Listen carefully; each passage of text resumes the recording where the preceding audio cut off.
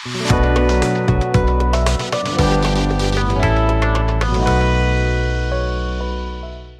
हमें important concept जो है यूक्लिड डिवीजन लेमा का वो क्लियर हो गया।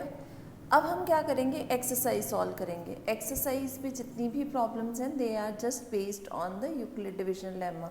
और किस काम के लिए, एचसीएफ कैलकुलेट करेंगे या फिर हम कुछ नंबर्स की प्रॉपर्टी के बारे में बात करेंगे। ठीक है, सो आपको जो सॉल्यूशंस अवेलेबल होंगे वो इस तरह से पीडीएफ फॉर्मेट में अवेलेबल हैं। ये सारे के सारे पीडीएफ सॉल्यूशंस जो हैं, hand written solution in PDF format, they are available on app. ठीक है, सिंपली आप ऐप डाउनलोड करोगे तो उसमें आपको ये सारे के सारे हैंड रिटन सॉल्यूशंस मिल जाएंगे। ठीक है, तो पहले हम स्टार्ट करते हैं। अब मैंने भी जो सॉल्यूशन बनाए हैं वो सारे इस तरह से बनाए हैं कि पहले आएंगे आपके पास हर एक एक्सरसाइज के जो इम्पॉर्टेंट कंसेप्ट हैं। कई जगह कॉन्सेप्ट जो हैं बुक में, 10th क्लास की बुक में बहुत कम भी हो सकते हैं, पर जहाँ पे मुझे पता है कि इसके लिए कुछ उससे भी पिछली क्लासेस के जैसे 8th, 9th, 7th के बेसिक्स की रिक्वायरमेंट है, तो वहाँ पे मैंने वो बेसिक्स भी साथ में इंक्लूड किए होंगे। ठीक है, तो पहले हर एक पीडीएफ में आपको मिलेंगे इम्पॉर्टेंट कंसेप्ट और उसके बाद solution to each and every problem of NCERT. ठीक है, तो important concept Euclid division lemma अभी अभी पढ़ के हटे हैं, वीडियो में से क्लियर हो जाएगा, तो you can read from there also. और ये सिर्फ नोट्स में भी एक बार मैंने लिख के रख दिया है कि नोट्स में से रेडीली अवेलेबल रहेगा आपके पास जब आपके पास सॉल्यूशन अवेलेबल होंगे। ठीक है, तो सिर्फ डिवीजन लेमा और डिवीजन एल्गोरिथम यूज़ करनी है। इम्पॉर्टेंट कंसेप्ट हो गया। उसके बाद एक्सरसाइज। एक्सरसाइज में जो फर्स्ट क्वेश्चन है that is use Euclid division algorithm to find the HCF of. दो नंबर्स दिए हैं और उनके एचसीएफ फाइंड करने हैं। एचसीएफ फाइंड करने के लिए मेथड क्या था, पहले हम दोनों नंबर्स में से देखते हैं बड़ा नंबर कौन सा है। जो भी बड़ा नंबर होता है that is taken as the dividend. जो दोनों में से बड़ा है वो डिविडेंड, जो दोनों में से छोटा है वो डिवाइजर।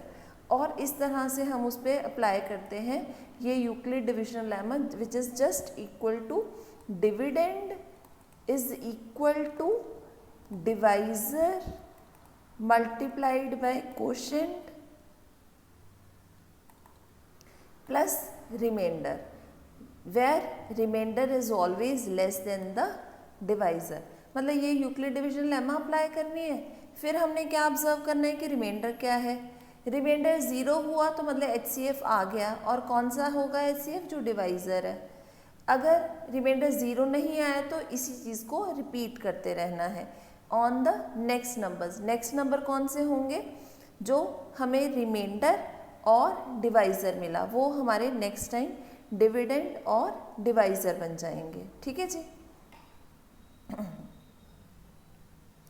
तो अभी इस दोनों नंबर में से 225 इज ग्रेटर, तो हमने 225 लिया एज अ डिविडेंड। ठीक है, फिर अप्लाइड यूक्लिड डिवीजन लेमा, मतलब जो हमें पता है वही तो हमने लिखा है। ठीक है, यूक्लिड डिवीजन लेमा अप्लाई कर दी। फिर नेक्स्ट क्या है, क्योंकि रिमाइंडर 0 नहीं आया, इस केस में रिमाइंडर कितना आया, रिमाइंडर आया 90। क्योंकि रिमाइंडर 90 है, 0 नहीं है, तो हम यूक्लिड डिवीजन लेमा दोबारा अप्लाई कर रहे हैं। किस पे, डिवाइज़र और रिमाइंडर पे। डिवाइज़र 135, इसको हमने अब इस बार ले लिया डिविडेंड, और 90 था रिमाइंडर जिसको हमने इस बार ले लिया डिवाइज़र। दोबारा से अप्लाई की, again we are getting a remainder. 45 remainder अभी भी आया। अब जो 45 रिमाइंडर आया तो दैट मीन्स इस बार फिर से हमें यूक्लिड डिवीजन लेमा अप्लाई करनी पड़ेगी। दोबारा जब आपने अप्लाई किया तो इस बार रिमाइंडर आ गया 0। जब रिमाइंडर 0 आया तो जो भी आपका डिवाइज़र है वही आपका आंसर है। ठीक है, तो सिंपली आप क्या करोगे, एज यू विल राइट कि as remainder is equal to 0, this implies that HCF of these two numbers is equal to 45। So this is the only reason I have given you the solution कि लिखने में भी गलती ना हो। ठीक है, जैसे यहाँ पे मैंने लिखा है आपने इसी तरह से ही अपनी नोटबुक पे या एग्ज़ाम में लिखना है। And this is not the only method. लिखने के तरीके थोड़े थोड़े बदल सकते हैं, उसको आप गलत ना समझना।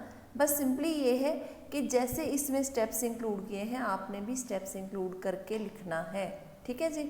ऐसे ही दूसरे क्वेश्चन में 196 और 38220 ये नंबर दिए हुए हैं, तो डेफिनेटली ये डिविडेंड होगा, 38220 जो है वो डिविडेंड होगा और 196 डिवाइज़र।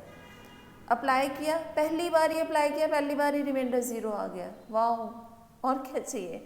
तो पहली बार रिमाइंडर आ गया तो that means 196 itself is the HCF। चलो जी, ये क्वेश्चन तो थोड़ा ज़्यादा ही जल्दी हो गया है ना। अब नेक्स्ट पार्ट में भी 2 नंबर दिए हुए हैं, फिर से यूक्लिड डिवीजन अप्लाई करेंगे। रिमाइंडर 0 आ गया तो ठीक है, नहीं आया तो उसे बार बार अप्लाई करते रहेंगे। तो I think now you will be able to solve all the 3 questions by yourself. मतलब यहाँ पे मुझे सॉल्व करने की तो ज़रूरत नहीं है ना, एक बार सॉल्यूशन मिल गया तो अब आप अपने आप कर सकते हो। अगर बाई चांस मिस्टेक हुई तो यहाँ से, मतलब ये आपको सैम्पल सॉल्यूशन दे दिया, यहाँ से चेक कर लेना। अगर समझ नहीं आया, ठीक है, तो आपने क्या करना है, आपने मुझे ऐप पे सिर्फ बताना है and during doubt sessions I will be explaining all these, ठीक है। जितने भी क्वेश्चन डाउट होंगे, 2 हैं 4 हैं, जितने भी डाउट वाले क्वेश्चंस होंगे that I will be taking during doubt sessions, okay. अब सेकंड क्वेश्चन क्या कहता है, show that any positive integer is of the form ये और ये, any positive odd integer where q is some integer. मतलब कोई भी ऑड इंटीजर को हम इस तरह से लिख सकते हैं। तो इस केस में अगर आप यूक्लिड डिवीजन लेमा के साथ इसे कंपेयर करते हो, ठीक है, तो डेफिनेटली किसी नंबर की बात हो रही है तो that means dividend is equal to ये डिवाइजर, ये कोशेंट प्लस रिमाइंडर, तो इसी फॉर्म में लिखा हुआ है। दैट मीन्स यहाँ से आपको ये हिंट मिल जाता है कि आपने डिवाइजर क्या लेना है, ठीक है। So what will be doing, will be writing it like this, let me erase this ताकि आपको क्लियरली दिखता रहे। Okay, so we have considered कि a कोई पॉजिटिव इंटीजर है, ठीक है, let a is a positive integer. हमने क्या किया, 6 एज अ डिवाइजर ले लिया।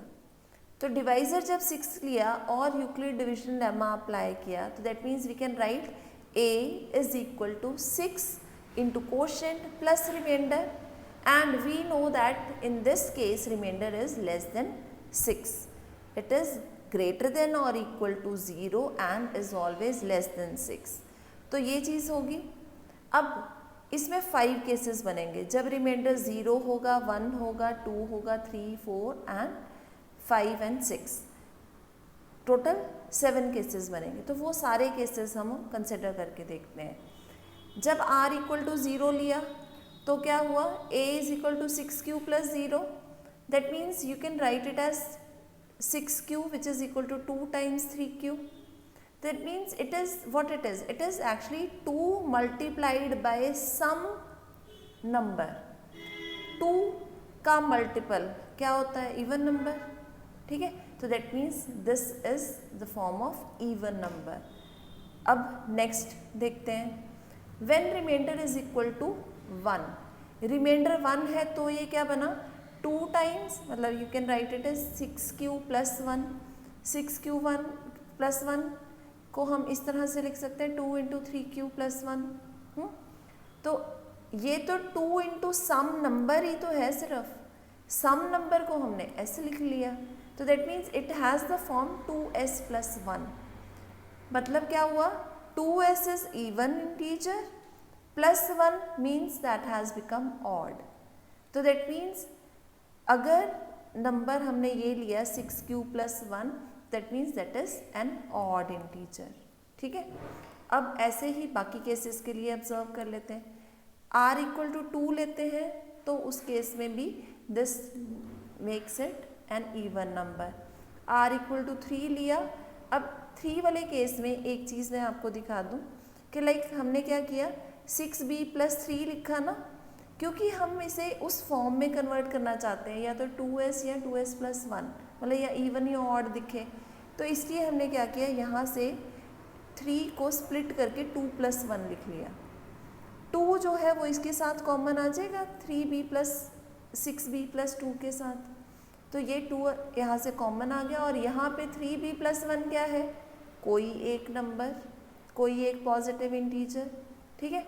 तो that means 2 × n integer even number +1, that means it has become an odd number. तो 2s + 1, तो this is an odd integer. r = 5 भी ले लोगे तो वो भी इवन आएगा, r = 4 में इवन आएगा, r = 5 में फिर से ऑड आएगा, ठीक है। और r = 6 करोगे तो वो भी आएगा इवन। मैंने यहाँ पे 6 केस किए हैं, 7th केस मिस हो गया। मैंने यहाँ पे 6 केस किए हैं। अगर आप इन 6 की बजाय सिर्फ वो वाले 3 केसेस भी कर लो, कौन से, जहाँ पे रिमाइंडर = 1, 3 और 5 है, तो भी you will be able to prove कि in all the cases Euclid division lemma से जो इक्वेशन बनी है that has the form of odd integer, ठीक है। तो even then that would be okay. तो यहाँ पे 6 केस 7 इन विच r = 6 वो नहीं लिखा हुआ है, तो दैट मीन्स अगर आप चाहो तो उसको भी इंक्लूड कर सकते हो। अदरवाइज कंपल्सरी क्या है कि पेपर में जो ज़रूरी लिखना है वो 3 केस हैं जहाँ पे रिमाइंडर 1, 3 और 5 है। 0, 2, 4, 6 वाले केस लिखो ना लिखो कोई फ़र्क नहीं पड़ता, पर क्योंकि हमने लिखे हैं तो उससे हमें एक एडिशनल रिज़ल्ट मिल गया है। वो क्या है कि ऑड इंटीजर की फॉर्म तो उसने लिख दी 6q + 1, 6q + 3, 6q + 5, ठीक है। और इवन इंटीजर की फॉर्म क्या होगी, 6q, 6q + 2, 6q + 4, ठीक है। Now next question is an army contingent of 616 members is to march behind the army band. मतलब क्या है कि मेंबर जो 616 मेंबर्स हैं वो किसके पीछे चलेंगे, आर्मी बैंड के, जो कितने बंदों का है, 32 बंदों का, ठीक है।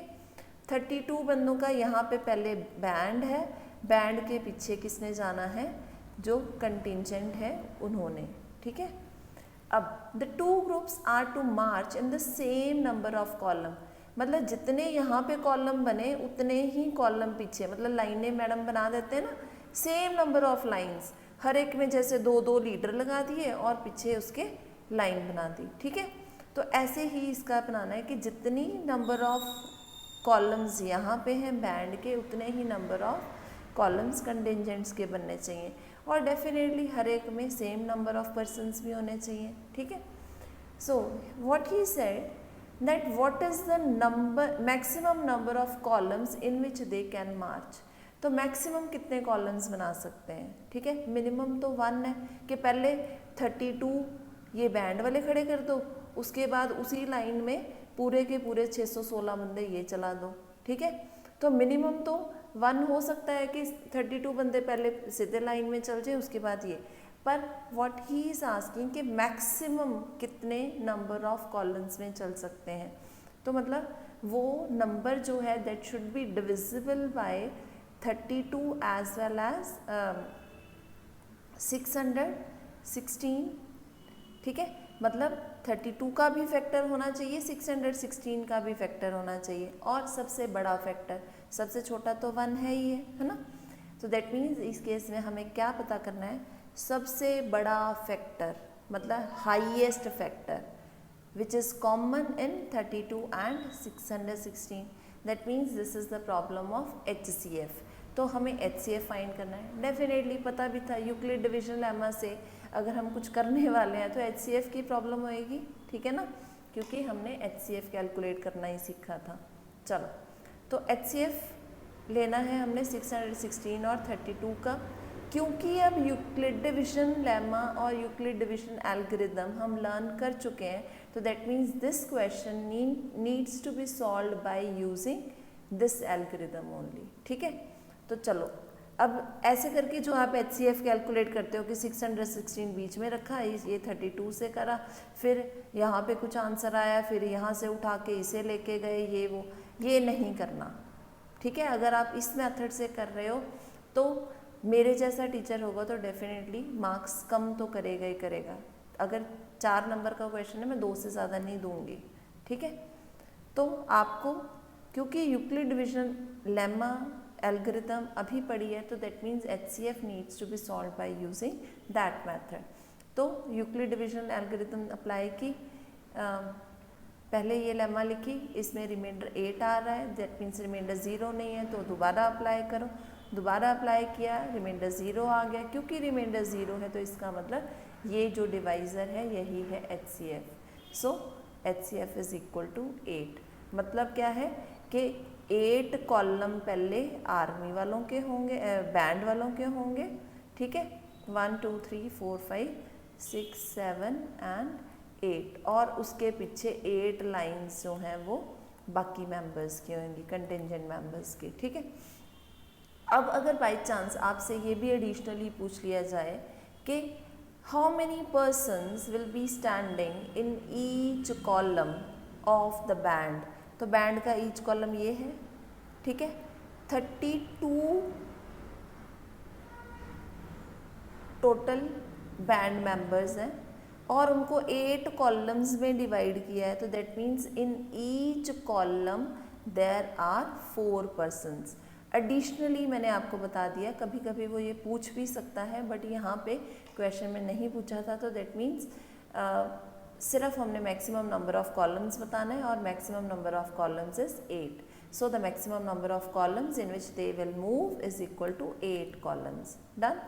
नाउ द नेक्स्ट क्वेश्चन कहते हैं use Euclid's division lemma to show that the square of any positive integer is of the form ये और ये।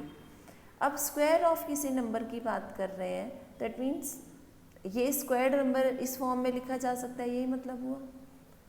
अब हिंट भी दिया हुआ है, let x be any positive integer, तो उसकी फॉर्म जो है ये हो सकती है। डेफिनेटली जब हम डिवाइज़र 3 लेंगे तो रिमाइंडर या तो 0 होगा या 1 होगा या 2 होगा। तो जैसे हमने पिछले केस में क्वेश्चन नंबर 2 में 3 केसेस लिए थे, सिमिलरली यहाँ पे वहाँ पे 7 केसेस लिए थे, यहाँ पे 3 केसेस बन जाएंगे, ठीक है।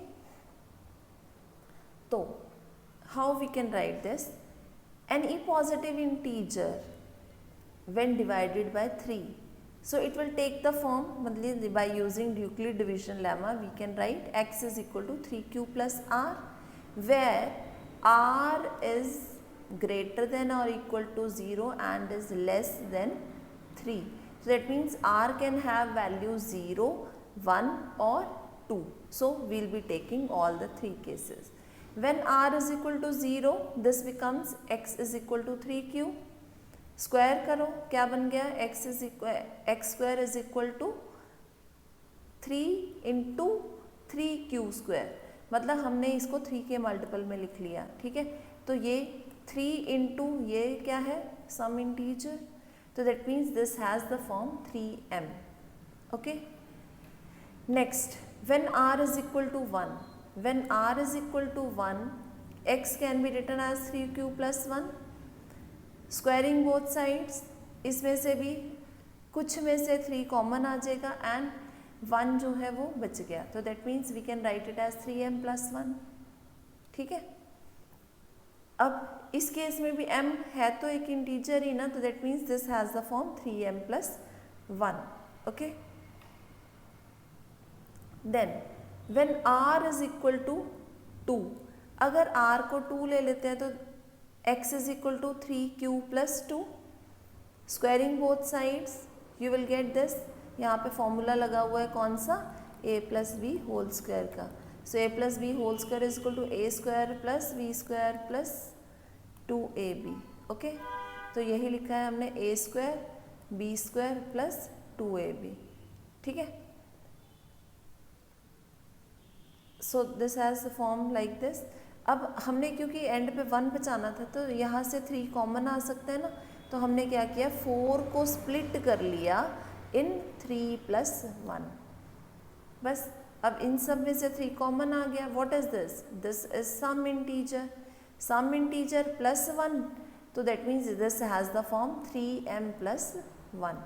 तो दैट मीन्स जो उसने प्रूव करने के लिए कहा था कि square of any positive integer has the form क्या, 3m और 3m + 1। So that we have proved. पहले केस में ये फॉर्म क्या थी, 3m, दूसरे केस में 3m + 1 और तीसरे केस में ये है अगेन 3m + 1। तो that means any positive integer, square of any positive integer is either of the form 3m or 3m + 1, that's all। तो इससे हमें एक चीज़ और समझ में आई कि कोई भी स्क्वायर नंबर जो है या तो वो 3 का मल्टीपल होगा या उससे एक ज़्यादा होगा। मतलब वो नंबर जो 3 से 2 ज़्यादा है, मतलब रिमाइंडर जिसमें 2 बचता है, वो स्क्वायर नंबर नहीं हो सकता कभी भी। ठीक है, तो कुछ रैंडम नंबर्स के लिए चेक करके देख लेते हैं। यहाँ पे हमने देखा इन all the cases number has the form either 3m + 1 या 3m। ऐसे ही आप अपने आप भी करके देखना, 5 स्क्वायर 13 स्क्वायर, इसकी क्या फॉर्म बन रही है, 3m या 3m + 1। ठीक है, ये मैंने थोड़ी सी ब्लैंक स्पेस छोड़ दी आपके लिए, आप भी करना ज़रूर। Then use Euclid division lemma to show that the cube of positive integer। अब क्यूब की बात है तो हम नंबर की क्यूब ले लेंगे, दैट्स ऑल। ठीक है, जैसे हमने स्क्वायर वाला क्वेश्चन किया था वैसे ही इसे सॉल्व करेंगे। अब एनी पॉजिटिव इंटीजर, अब क्योंकि यहाँ पे b की जगह क्या है 9, तो दैट मीन्स हम b को 9 ले लेंगे, मतलब डिवाइज़र इज़ 9। और हमने इसको कैसे लिखा है, any positive integer when divided bye 9, मतलब क्या हुआ कि 9 जो है वो डिवाइज़र है। ठीक है, is of the form x = 9q + r। सही बात है, where r is less than 9 and is greater than or equal to 0। So r = 1, first case लिया व्हेन r = 1, तो सिंपली r = 1 पुट किया, x का क्यूब किया, फिर x क्यूब का फॉर्मूला लगेगा, और फॉर्मूला क्या है, x³ = a + b³, a + b³ = a³ + b³ plus सीधा लिख लेते हैं 3a² b + 3ab²। तो ये हमने यूज़ किया था। अब इसमें मतलब शॉर्टकट मारने के लिए मैंने तो इसे सॉल्व किया ना पूरा, कि a + b³ का फॉर्मूला लगाया, फिर उस फॉर्मूला से जो भी चीज़ें कॉमन आ रही थी वहाँ से 9 कॉमन लिया और बाकी एक 1 बच गया था। ठीक है, अब इस फॉर्मूले से भी हमें क्या समझ आ रहा है, देखो आपका a जो है वो क्या है 9q, तो डेफिनेटली जहाँ जहाँ पे भी a है, यहाँ पे a है, यहाँ पे a है, यहाँ पे a है, तो डेफिनेटली इन तीनों में से तो 9 कॉमन आना ही आना है। ठीक है, और अंदर आपके पास कोई नंबर बच जाएगा which is some positive integer. Positive integer है तो दैट मीन्स ये तीनों को अगर हम मिला के देखें, मतलब a³ + 3a² b + 3ab², इसको तो हम 9 × m लिख ही सकते हैं। सिर्फ और सिर्फ हमें एक्चुअली चेक करने की ज़रूरत है b³ को। तो b³ क्या है 1 का क्यूब, 1 का क्यूब इज़ 1, तो that means this has the form 9m + 1। अब इस ऐसा ही शॉर्टकट अब हम दूसरे में अप्लाई करके देखते हैं कि a³ + 3a² b + 3b², ये तो 9m है ही है। ठीक है, बाकी क्या बचा 2, तो दैट मीन्स हमने साथ में 2 का क्यूब लिखना है।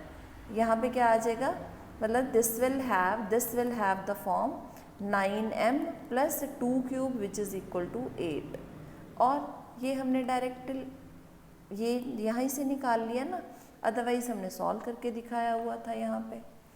फिर व्हेन वी पुट r = 3, तो इसकी फॉर्म क्या आएगी 9m + 3³ 3³ मीन्स 27, तो इसका मतलब इसमें से भी वी कैन टेक 9 कॉमन, तो इन दोनों में से 9 कॉमन ले लेंगे, तो दैट मीन्स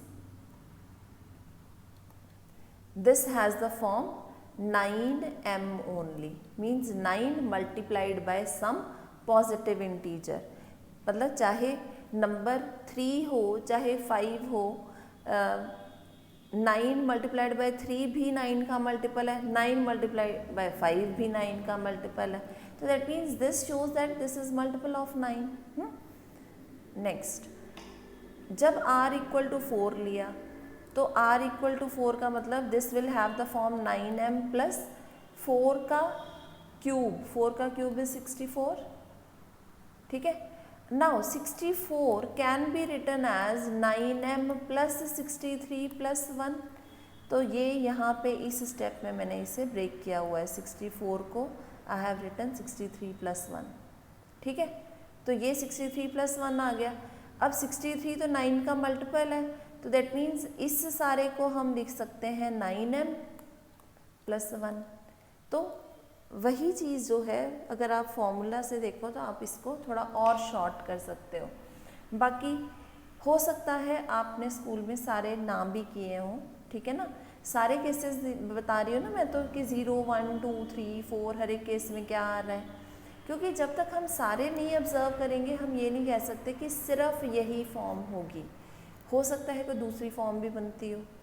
तो इसलिए सारे केसेस जो है सिर्फ ऑब्जर्व करने ज़रूरी है, और ऑब्जर्व हमने कैसे किए हैं, ये फॉर्मूले से, यूजिंग दिस, ठीक है।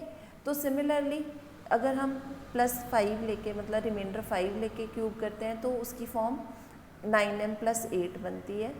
अगर +6 + 7 लेते हैं तो उसमें फॉर्म 9m प्लस 1 इसी तरह से बनती है। तो दैट मीन्स कोई भी पॉजिटिव इंटीजर की जो क्यूब है that has the form 9m plus 1 और 9m प्लस 8। इसको भी अब हम दूसरी तरह से देखें तो क्या बनता है, या तो क्यूब नंबर, जो भी क्यूब नंबर होगा वो या तो होगा मल्टीपल ऑफ 9, मल्टीपल ऑफ 9 मतलब 9m, या उससे एक ज़्यादा मतलब 9m प्लस 1 मल्टीपल ऑफ 9, और 1 मोर देन मल्टीपल ऑफ 9, और किसी चीज़ में 9 की बजाय 8 ऐड हो रहे हैं तो मतलब ये 9 से 1 कम ही है ना, तो दैट मीन्स और 1 less, which we can write 9m plus 9 minus 1, ठीक है। तो मतलब 9m प्लस 8 जो है उसको हम कह सकते हैं कि 9 के मल्टीपल से एक कम है। तो कोई भी क्यूब नंबर, आपको एक शॉर्टकट पता चल गया कि कोई भी क्यूब नंबर जो है या तो वो 9 का मल्टीपल होगा, या उससे एक कम होगा, या उससे एक ज़्यादा होगा, ठीक है। अगर कोई 9 के साथ रिमाइंडर 2 5 8 दे रहा है तो that means that could not be a cube number, ठीक है। 2 5 3 7 ये नंबर्स, 8 नहीं, 8 रिमाइंडर का मतलब क्या है कि वो 9 के मल्टीपल से एक कम है, तो that could be a cube number, okay. So that's all about exercise 1.1। So hope कि समझ आ गई होगी। अगर बाई चांस कोई भी डाउट हो तो you can inform me on app, okay, or you may write in comments also of YouTube. Thank you.